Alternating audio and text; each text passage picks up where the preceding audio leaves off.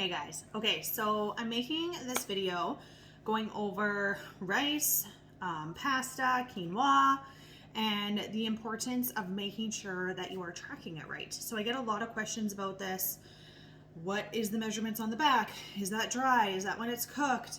So I just wanted to clear the air and go over why it's important to measure a serving, what is going to benefit you for when you are meal prepping, and then how to make sure you're adding in pasta or rice or whatever it is into a recipe. And again, to make sure that you are adding in the right amount. So first I want to go over just servings. So on the back of your bags and your boxes of, say, pasta, it's going to tell you a serving size. So for example, for rice, on the back is either a quarter cup or 45 grams of rice. That is always the dry amount, okay? Always assume that it's the dry amount unless it says cooked. That's the only time that you're gonna be like, hey, this is the cooked, how much I'm gonna serve out cooked. If it does not say cooked and it literally just says numbers, you are always going to assume that it is dry, okay? So for example, with my rice, so I have a little cheat sheet that I have made and I'm updating it all the time. So anytime I try something different, a different pasta, quinoa, different rice, everything is gonna have a different cooked weight. So you have to weigh out a dry serving and then you have to cook it and then you have to let it cool and then weigh it again. So for your rice, so I always use grams. I never use measuring cups, even though it says quarter cup equals 45 grams. Your quarter cup could have it a little bit heaped. Your quarter cup could be under, like slightly under, and you could have a different weight. And I like to be exact as possible because accuracy and consistency is important when it comes to reaching our goals. So I always just put a bowl on my scale, zero it out, and then I'll weigh out 45 grams. That is just, to me, knows that it's gonna be as accurate as I can get.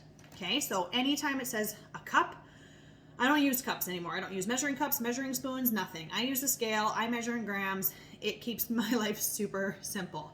So, for example, with rice, so you're gonna weigh out 45 grams. That's one serving, okay?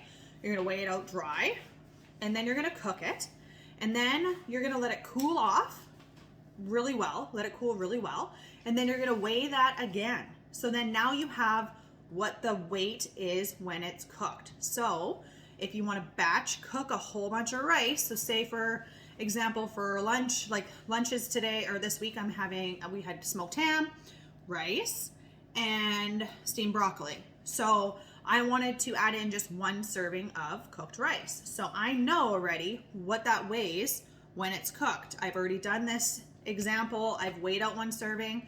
So now I can just cook a whole pot and I can weigh into each dish after it's cooled what I need. Okay, so that's the advantage of figuring out what one serving is cooked and having a little cheat sheet. So say a couple weeks ago, I had 2 servings of rice with, I don't know, I had chicken or something with it. But anyways, I made that meal have 2 servings of rice because it's gonna change all the time, whatever I need to do to balance my macros, right?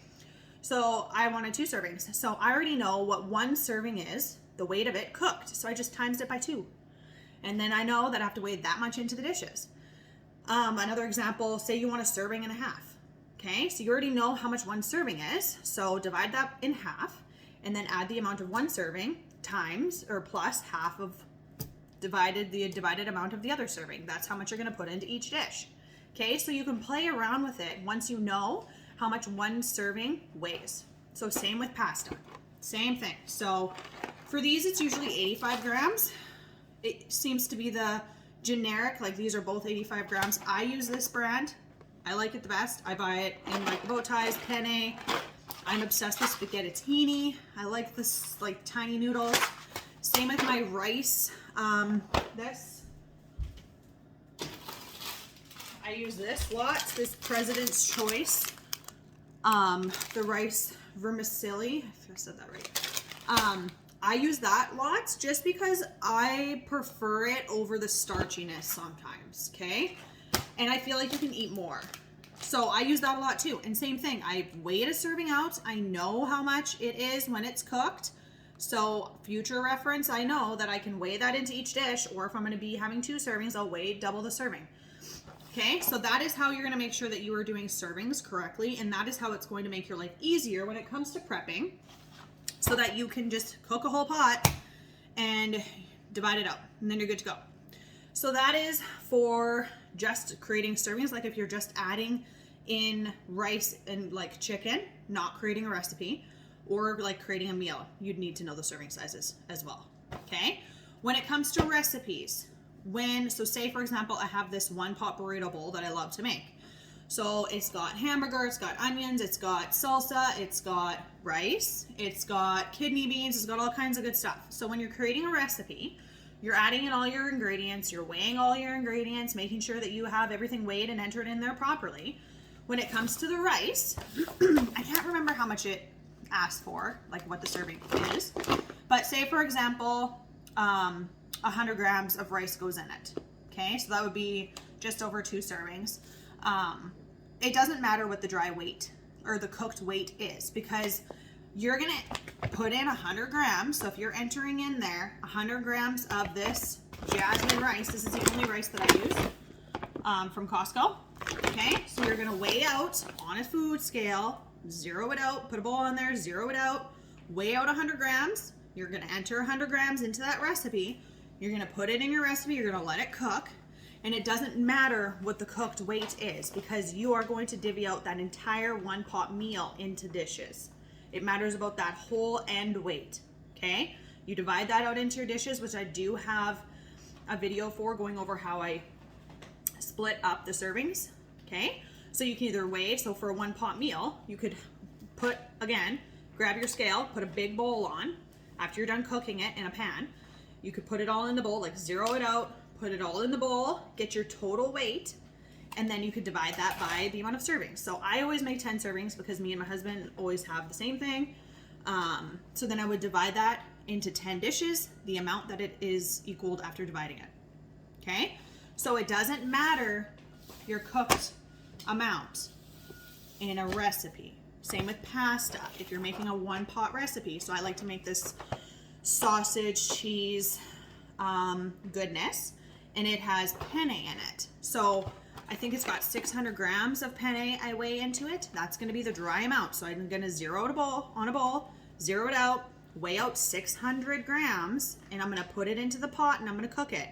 It doesn't matter what that cooked amount is after, because I am going to divide the whole recipe into dishes. So hopefully that makes sense, okay?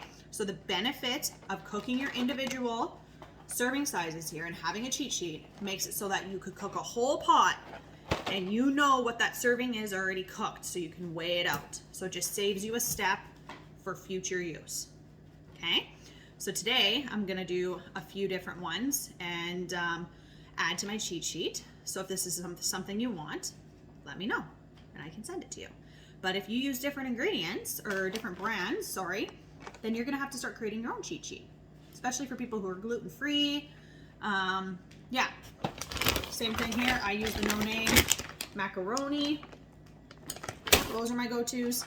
The Barilla, and then the rice from Costco. Okay, so yeah.